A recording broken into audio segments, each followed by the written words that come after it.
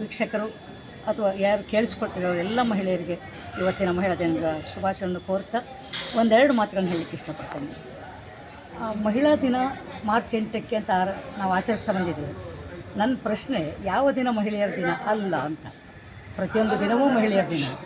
ಆದರೂ ಮಕ್ಕಳ ದಿನ, ತಾಯಿಯ ದಿನ, ತಂದೆಯ ದಿನ, ಪ್ರೇಮಿಗಳ ದಿನ ಅಂತೆಲ್ಲ ಹೇಳೋದು ಯಾಕೆ ಅಂದರೆ, ಆ ಮಹತ್ವದ ಆಚರಣೆಗೆ ಯಾವುದಾದ್ರೂ ಒಂದು ದಿನದ ಸಾಂಕೇತಿಕವಾದ ಆಚರಣೆ ಇರಲಿ ಅಂತ.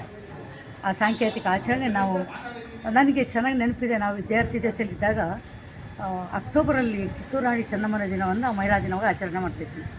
ಆಮೇಲೆ ಮಾರ್ಚ್ 8 ವಿಶ್ವ ಮಹಿಳಾ ದಿನಾಚರಣೆ ಆದಮೇಲೆ ಮಾರ್ಚ್ 8ರಂದೇ ಆಚರಿಸ್ತಾ ಬಂದಿದ್ದೀವಿ. ಇಲ್ಲಿ ಒಂದು ಮಾತನ್ನು ನಾವು ನೆನೆಸ್ಕೊಳ್ಬೇಕು. ಹೆಣ್ಣು 9 ತಿಂಗಳು ಗರ್ಭದಲ್ಲಿ ಶಿಶುವನ್ನು ಹೊರ್ತಾಳೆ, 2-3 ವರ್ಷದವರೆಗೆ ಕಂಕಳಲ್ಲಿ ಹೊರ್ತಾಳೆ, ಆಮೇಲೆ ಬದುಕಿರುವವರಿಗೆ ಹೃದಯದಲ್ಲೇ ಹೊರ್ತಾಳೆ.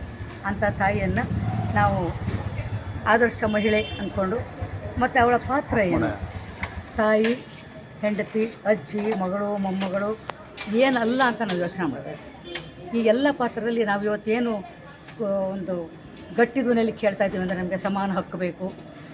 ರಾಜಕೀಯ ಹಕ್ಕುಗಳಲ್ಲಿ 3ನೇ 1 ಭಾಗ ಅಂತ ಇದ್ದರೂ ಕೂಡ, ಸಮಾನತೆ ಬಿಡಿ, 3ನೇ 1 ಭಾಗ ಅನ್ನೋದಕ್ಕೂ ಕೂಡ ರಾಜಕೀಯ ಸ್ಥಾನದಲ್ಲಿ ಅಷ್ಟು ಸ್ಥಾನಗಳು ತುಂಬಿಲ್ಲ. ಬಹುಶಃ ಅದಕ್ಕೆ ಮಹಿಳೆಯರು ಸ್ಪರ್ಧೆ ಮಾಡದೇ ಇರೋದು ಕಾರಣ ಇರಬಹುದು. ಮಹಿಳೆಯರಿಗೆ ನಮ್ಮ ಹಕ್ಕು ಅಂತ ಹೇಳುವಾಗ ಅದರ ಒಂದು ನಾಣ್ಯದ ಇನ್ನೊಂದು ಮುಖ ಕರ್ತವ್ಯ. ಹಾಗೆ ಹಕ್ಕು, ಕರ್ತವ್ಯ ಎರಡನ್ನೂ ಕೂಡ ಗಮನದಲ್ಲಿಟ್ಕೊಂಡು ನಾವು ಹೆಣ್ಣುಮಕ್ಕಳು ನಮಗೆ ಇಂಥದ್ದು ಬೇಕು ಅಂತ ಧ್ವನಿ ಎತ್ತೋದ್ರಲ್ಲಿ ಅದಕ್ಕೊಂದು ಅರ್ಥ ಸಿಗುತ್ತೆ. ನಮಗೆ ಹಕ್ಕುಗಳು ಮಾತ್ರ ಅಲ್ಲ, ನಮ್ಮ ಕರ್ತವ್ಯವನ್ನು ನಾವು ಪಾಲಿಸಬೇಕಾಗುತ್ತೆ. ಮತ್ತು ಇವತ್ತಿನ ವಿದ್ಯಾರ್ಥಿಗಳಿಗೆ ಅಥವಾ ವಿದ್ಯಾರ್ಥಿನಿಯರಿಗೆ ಎಲ್ಲಿ ಅವಕಾಶ ಇಲ್ಲ ಅಂತ ಒಂದು ಏನೂ ಇಲ್ಲ. ಎಲ್ಲ ವಿಷಯದಲ್ಲೂ ಸಮಾನತೆ ಇದೆ. ನಾವೆಲ್ಲ SSLC ಮಾಡಿದಾಗ ಮುಂದೆ ಏನೋ ಅನ್ನೋ ಪ್ರಶ್ನೆಗೆ ಉತ್ತರವೇ ಗೊತ್ತಿರಲಿಲ್ಲ, ಮಾರ್ಗದರ್ಶನ ಇರಲಿಲ್ಲ. ಯಾರೋ ಹೇಳಿದ್ದನ್ನು ಕೇಳಿ ಆಯ್ಕೆ ಮಾಡಿಕೊಂಡ್ವಿ. ನಾನು ಸುಮಾರು 40 ವರ್ಷಗಳ ಕಾಲ ಶಿಕ್ಷಕಿಯಾಗಿ ಕೆಲಸ ಮಾಡಿದವಳು. ಈಗ ಮೈಸೂರಲ್ಲೇ ವಾಸ ಇರೋದು. ಮೂಲತಃ ನಾನು ಹಾಸನ ಜಿಲ್ಲೆಯ ಸಕಲೇಶಪುರ ತಾಲೂಕಿನ ಕೆರೋಡಿ ಗ್ರಾಮದವಳು. ಹಾಗಾಗಿ ನನ್ನ ಹೆಸರನ್ನ ಕೆರೋಡಿ ಎಂ ಲೋಲಾಕ್ಷಿ ಅಂತಲೇ ಬರ್ಕೊಂಡು ಬಂದಿದ್ದೀನಿ. ಮೈಸೂರಲ್ಲಿ 20 ವರ್ಷಗಳಾದರೂ. ನಾನು 58ನೇ ವಯಸ್ಸಿಗೆ ನಿವೃತ್ತಿಯಾಗಿದ್ದು, ನಿವೃತ್ತಿ ಆಗಿಯೇ 21 ವರ್ಷಗಳಾದವು. 79 ತುಂಬಿ 80ಕ್ಕೆ ಕಾಲಿಟ್ಟಿದ್ದೇನೆ. ಆದರೂ ಪ್ರತಿ ವರ್ಷ ಮಕ್ಕಳ ದಿನಾಚರಣೆ, ಮಹಿಳಾ ದಿನಾಚರಣೆ ಇಂಥ ಕಾರ್ಯಕ್ರಮಗಳಲ್ಲಿ ಭಾಗವಹಿಸ್ತಾನೆ ಬಂದಿದ್ದೀನಿ.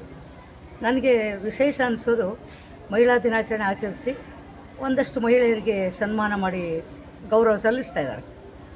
ತೀರಾ ಕೆಳವರ್ಗದಲ್ಲಿ ಕೆಲಸ ಮಾಡಿದವರು, ಯಾರ ಕಣ್ಣಿಗೂ ಬೀಳದಿರುವವರು, ಕಾಣದ ಕಣ್ಮಣಿಗಳು ಅಂತ ನಾವು ಯಾರನ್ನು ಅಂತೀವಿ, ಅಂಥವನ್ನು ಗುರುತಿಸಿ ಇವತ್ತು ಸನ್ಮಾನ ಮಾಡುವಂಥ ಒಂದು ಕಾರ್ಯ ಆಗಬೇಕು ಅಂತ ಅನೇಕ ಸಂಸ್ಥೆಗಳು ಮಾಡ್ತಾಯಿವೆ. ಇವತ್ತು ಕೂಡ ಒಂದು ಸಂಸ್ಥೆ ಆ ಕೆಲಸವನ್ನು ಹಮ್ಮಿಕೊಂಡಿದೆ. ಅವರಿಗೆ ನಾನು ಅಭಿನಂದನೆಗಳನ್ನು ಹೇಳಲಿಕ್ಕೆ ಇಷ್ಟಪಡ್ತೇನೆ.